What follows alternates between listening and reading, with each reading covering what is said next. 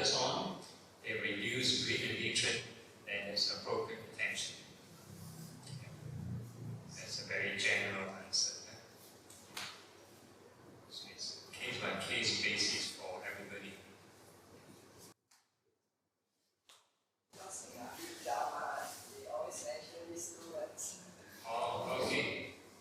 Okay, alright. So who studies Abhidhamma here?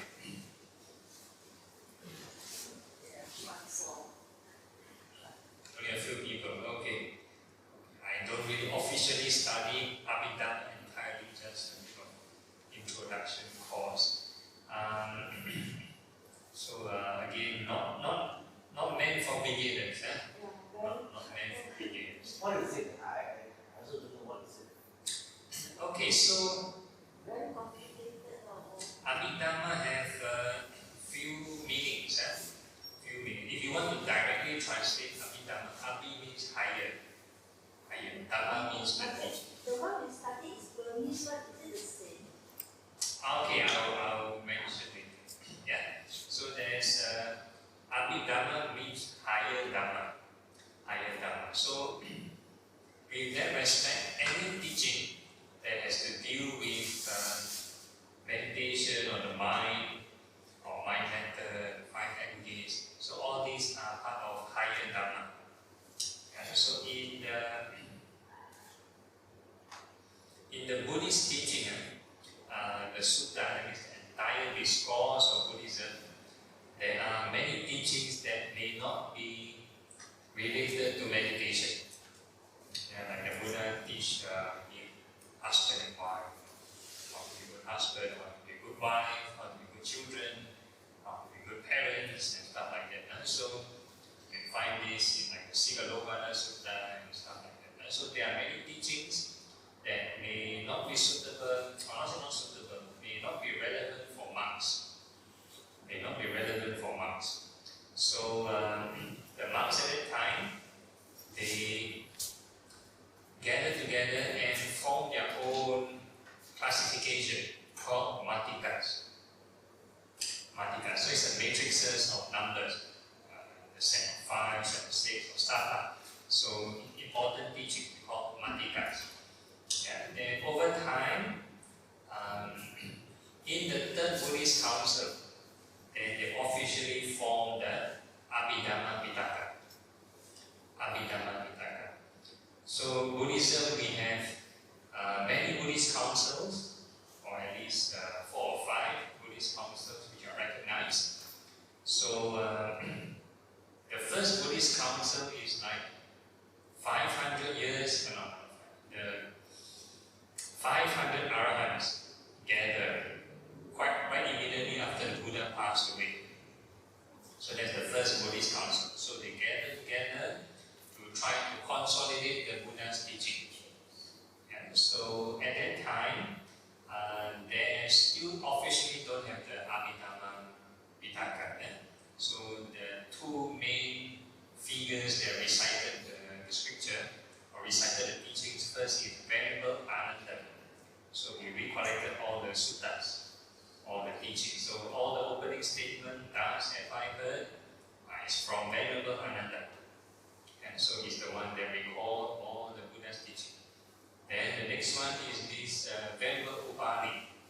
So Venerable Upali is the monk responsible for recollecting all the Vinaya rules, all the monastic rules, what the monks can do, what the monks cannot do. So he's like the law expert. So he recall or recite all the rules. So that's the first Buddhist council. Then second Buddhist council is on some dispute on the rules and regulation. And dispute on the rules and regulation, still more or less about the same. And then about two main teachings. And the third Buddhist council, so each council is like about 100 years away. Then the third Buddhist council, which is King Asoka's time, then they officially have the Abhidhamma Pitaka, which is actually the main key points from the sutta.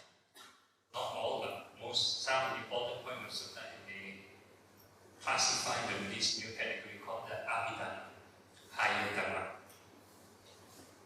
So, like you asked a question, is the Burmese Abhidhamma same as the other Abhidhamma? So actually there's no Burmese or no Burmese. It depends on which version, earlier or later Abhidhamma we are using. Earlier or later. And so the earlier version would be, we generally talk about 3 baskets, right? So actually in the King Asoka's time, they might have formed 9 baskets. 9 baskets.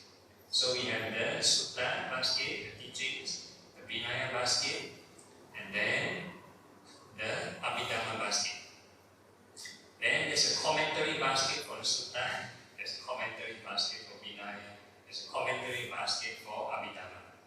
And then there's even a sub-commentary basket to the commentary to the Sutta, the sub-commentary to the Vinaya, the sub-commentary to the Abhidhamma. So all these probably sub-commentaries are formed later.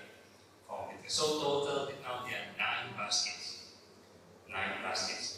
So the commentaries, the commentators, their job is to add more description to the original thing. So the original thing, I'm not an Abhidhamma expert, but what I heard is like some of the modern Abhidhamma things are like Javana moments. Javana thought moments, you have like 7 Javana thought moments. So these things you cannot find in the original Abhidhamma. Things like Kalapas. Kalapas means like microscopic particles and subatomic particles. They call Kalapas. So you may not find in the original Abhidhamma. So all these are sub-commentaries or commentaries content. So depends on which version of Abhidhamma we are studying, then you get what kind of information. So there are things from the Abhidhamma which may not be from the suttas also. Like things like they tell you that 92 kinds of consciousness or 89 types of consciousness. Yeah, so the sutta, the most simplified version would be this Satipatthana Sutta when we talk about the different states of mind, yeah? The deluded mind, non-deluded mind, and stuff like that. Expanded mind, or non-expanded, restricted, non-restricted, concentrated, liberated, non-liberated, example. So this is the simplified version. Abhidhamma will expand. Will expand. So unwholesome mind, with intention, without intention, and it comes down. Unwholesome mind, wholesome mind, all the different states. Right consciousness, your consciousness. So they expand everything, they make it more like complicated. Yeah. Every moment have a different kind of consciousness. So this is more technical. Yeah, so things like the 5 aggregates is still in Abhidhamma, dependent originations to find Abhidhamma. So there are things from the suttas, from the things from the Abhidhamma is from the suttas. And the only good point from the Abhidhamma is that it help to classify those essential points. Like what you mentioned earlier, the monks may not be interested in maybe money making, for example. So the Buddha taught about money making. You all know Buddha teach money making? You all know? Yeah, okay. So Buddha taught money making. So it's not inside Abhidhamma, yeah? So it's inside the Sutta. The Buddha taught businessmen how much to invest, how much of your income to invest. Okay, yeah, so that's for the sutta. So sutta is more like general, more for everyday people, and Abhidhamma is more like some specialism, some technical stuff. And yeah, that's more about it. The Abhidhamma, all the Buddhist schools accept absorb Abhidhamma. Initially, the early Buddhist schools have their own version of Abhidhamma. Have a bit of differences here and there. The numbers might be different here and there, right? So, like for Theravada school would be because due to politics, King Asoka want to streamline into one school only.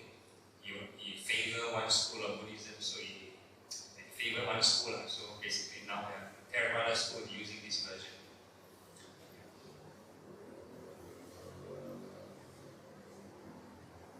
So maybe the Mahayana sect might have a slightly different version of the Abhidhamma. To me personally, I don't think we need to know about Abhidhamma. Yeah, not so necessary. Yeah. Because even our Dhammapada also cannot finish with it. Yeah. Okay. Yeah, correct. Yeah. So only Venerable Ananda has a privilege to memorize all the teachings, like the last one we shared.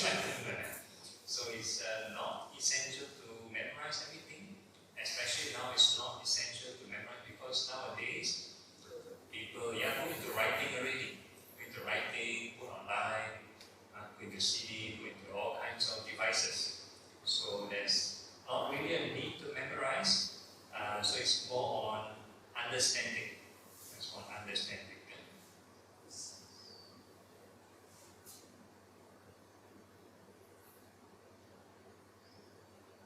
So if I'm not wrong, in the Mahayana classification, the third basket is not Abhidhamma. The third basket is called commentaries.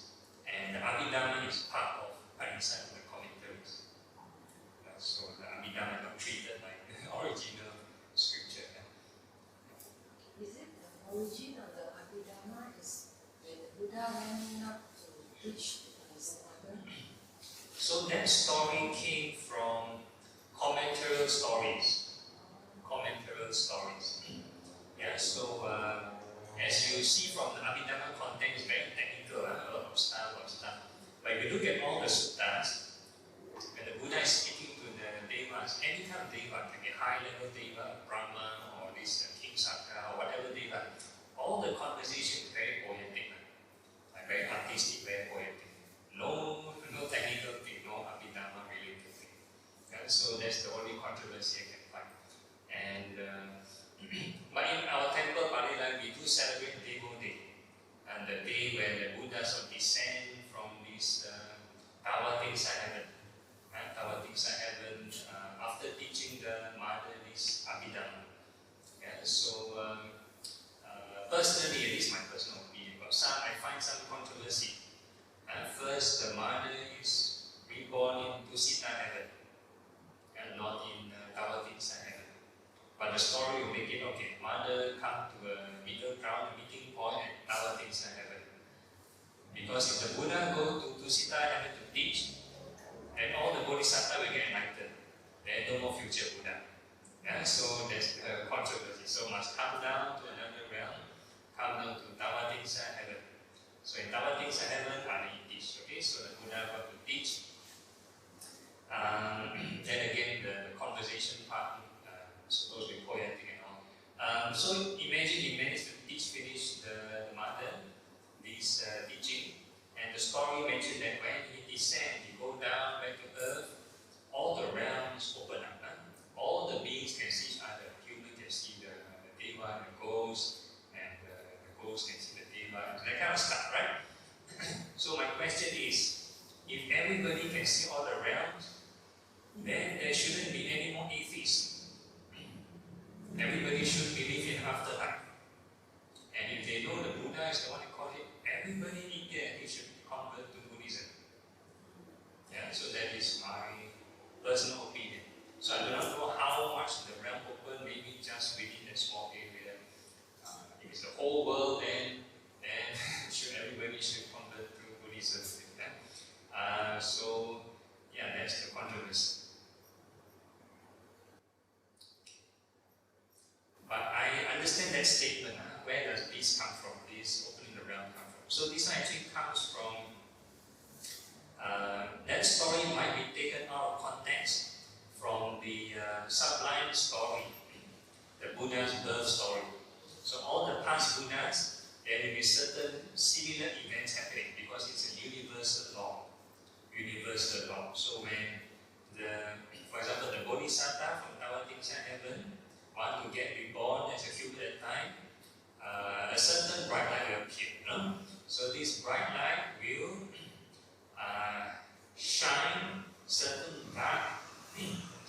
areas of the universe, so that those beings of the universe who cannot see each other will be able to see each other.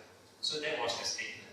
I don't think there was a mention that every realm cannot see each other, that kind of stuff. So, probably that event was taken out of context and then blown into every realm can see each other, that kind of stuff. So that's my opinion. Yeah. So nowadays, the Burmese monks, especially the Tripitaka masters, those who memorize the Tripitaka, right? They are masters who do it. So their memory, how do you call it? Venerable Ananda in the Buddha's time already considered foremost in memory. And he only memorized the sutta only.